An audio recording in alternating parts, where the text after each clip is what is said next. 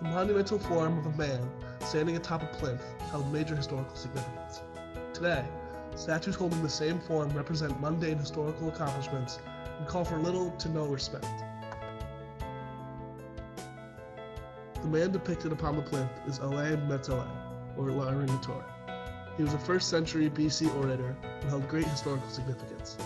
His accomplishments actually marked the Roman rule over the Etruscans, defined most importantly by the Etruscan art actually becoming the Roman art. As you can see, he is depicted as triumphant and influential.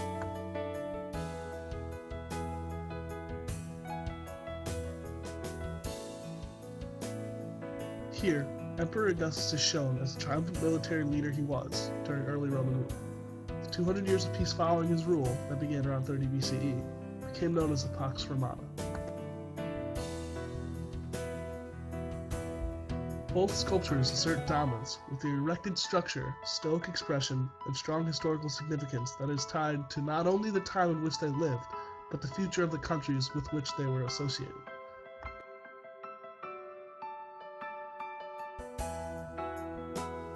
The transition from effective to ineffective monuments began when sculptors began to overcrowd public areas with ineffective monuments. Central Park is home to 4 sculptures that hold this exact same form as Regiment and Augusta Suprema Porta, but do not nearly compare in historical significance.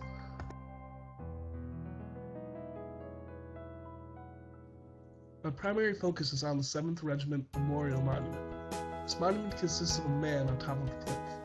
The man stands stoic, but he has no identity. He represents a single platoon in the Civil War.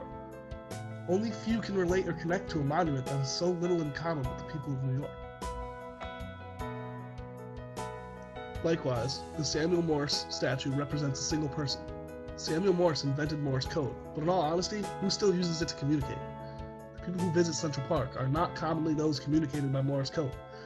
It's a quite lost form of communication, and the now seemingly mundane accomplishment calls for little to no appreciation by the passersby.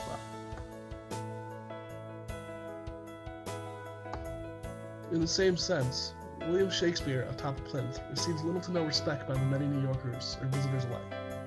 Sure, William Shakespeare was a genius, and his writings are classic, but who can read his work unassisted? His statue appeals to a minority of viewers, and the uncommon grounds between Shakespeare and the common man remain distant.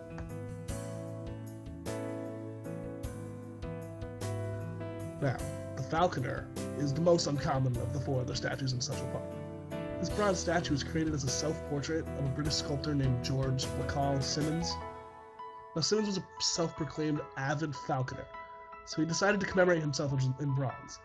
There's not much to say about the statue except for the fact that it is the epitome of mundane accomplishments. Harsh, you might say, but seriously, the amount of people that this monument could possibly appeal to is very small. Yeah, it's a sad fact. Monuments are losing value. But why? People want to commemorate everything. They see open space such as Central Park and rush to see who can erect a relevant monument inside the oasis first. They often overlook the function of the monument, unlike ancient times where the function was much simpler, to assert dominance and true historical significance.